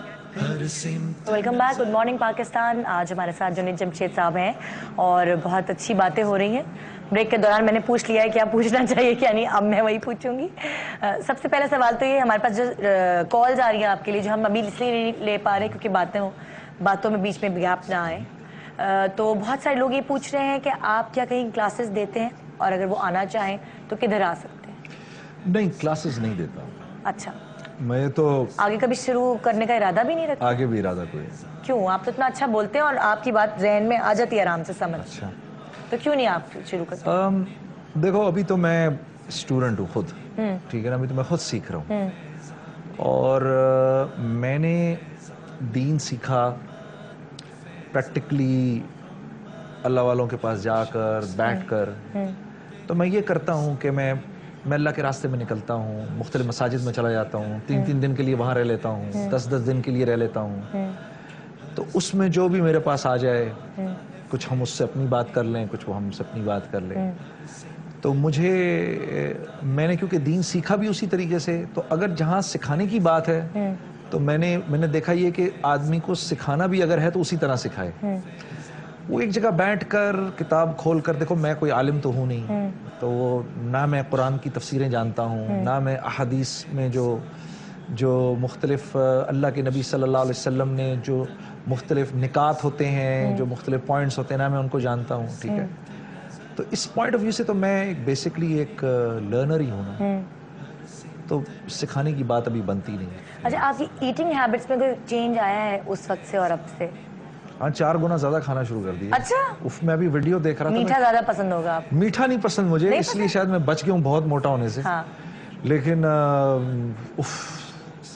اس میں کھانے کو بہت ملتا ہے. اچھا, آپ نہیں پہلے آپ کے کوئی نخرے تھے کھانے پینے میں جو اب وہ سارے؟ پہلے نخرے نہیں تھے. پہلے میں, کیونکہ شوبز کا مطلب ہوتا ہے شو, تو پہلے میں جمنگ بہت کرتا تھا, جم بہت جاتا تھا, ٹھیک ہے نا, اور ٹریننگ بہت کرتا تھا. اب نہیں جاتے جم بالکل؟ اب ٹائم نہ ملنے کی وجہ سے, حالانکہ میرا دل بڑا وہ ہوتا ہے, واک کرتے ہیں, ایکسرسائز کرتے ہیں. وہ میرے دونوں لڑکوں کو جمنگ کا شوق ہے, وہ دونوں جم جاتے ہیں, ٹھیک ہے, اور میں ان کو دیکھتا ہوں اور میں اندر ترستا ہوں کہ اب ایسے واک وغیرہ کر لیتا ہوں. لیکن میں یہ سمجھتا ہوں کہ یار تھوڑی بہت ایکسرسائز ہر مرد کو کرنی چاہیے. مرد کو کیا, عورت کو بھی کرنی چاہیے. لباس آپ ہمیشہ شلوار قمیض رکھتے ہیں, کبھی آپ پینٹ شرٹ یا کچھ اس طرح کی چیز؟ اب وہ میں نے تمہیں بولا نا کہ اس میں کوئی مجھے اعتراض نہیں ہے, لیکن مجھے مزہ آتا ہے, اچھا لگتا ہے. یہ اپنا میرے نبی کا لباس ہے, تو میں چاہتا ہوں کہ میں اس میں رہوں. جب سے اب تک آپ نے داڑھی بھی اتنی ہی رکھی, کبھی داڑھی بھی رکھی. مجھے مطلب یہ دیکھو, دین ہے, فطری چیز ہے, اٹس اے نیچرل تھنگ. جیسے جیسے اس کو اپناتے جاؤ گے نا, ویسے ویسے اس کی محبت دل میں آتی جاتی ہے, ایزی لگتا ہے. اب دیکھو نا, یہ میں نے رکھی بھی نا داڑھی, جب داڑھی نہیں تھی تو روز شیو مارنی پڑتی تھی. وہ آسان ہے کہ یہ آسان ہے؟ بتاؤ مجھے. اچھا, شعیب منصور صاحب نے آپ کو فلم کی آفر بھی کی تھی, خدا کی تھی, پھر آپ نے کیا کیا؟